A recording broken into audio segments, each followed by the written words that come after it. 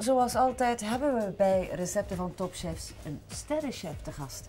Maar dat is niet helemaal zo, hè Ruud? Nee, je bent niet niet helemaal. echt de chef Nee, van het restaurant. Welk restaurant? restaurant Aubergine. Aubergine, Stijl. waar is het gelegen? In Stijl. En Stijl. Jij bent niet de chef, Nee. Ik ben de souschef. de souschef. En de naam is Ruud Ververgaard. Ruud Ververgaert. Welkom Ruud. Ja, hoe is het om te werken bij een sterrenchef? Ja, heel leuk. Dus ja, Ja, hoe ben je terechtgekomen in Aubergine?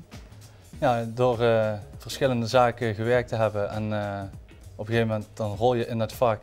En ook door de opleiding die ik heb gedaan van het Gilde van Meesterkoks, de sterklas.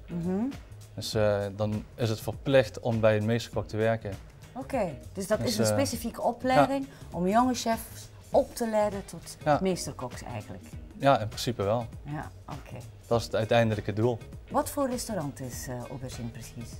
Ja, met 1 Michelinster, een beetje heel klein huiselijke sfeer. Een Franse keuken, gewoon klassieke keuken. Ja. Geen, niet te veel gekke dingen, gewoon Nee? lekker koken. En dat is het, Wat bedoel je dan precies met niet te veel gekke dingen? nou, het is geen El Bulli. Ja, Het is geen, ja, die mag er best ja, wezen tuurlijk. natuurlijk. maar daar hoeft er maar één van te zijn. En wij doen gewoon mooi koken, lekker koken, verse producten. Dus, Want hoe is de naam van de chef eigenlijk? mijn chef is Paul Pollux, Oké. is ook een meesterkok. Ja, kun je misschien iets vertellen wat je echt van hem geleerd hebt tot nu toe? Ja, gewoon alle kleine dingen gewoon. Ja, Details. je pikt gewoon overal, in elke zaak waar je werkt, pik je dingen mee. En op een gegeven moment, je ziet gewoon hoe hij iets maakt, dan kijk ik zo een beetje zo schuin van, wat is de chef aan het doen? Ja, En toch. dan, Je wilt ook zoveel mogelijk meepikken. Ja, uiteraard. tuurlijk. Ja.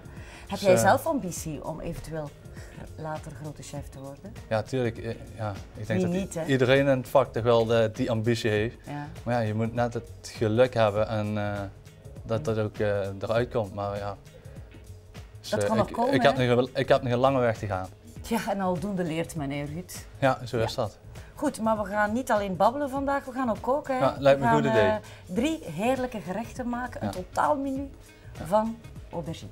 Prima.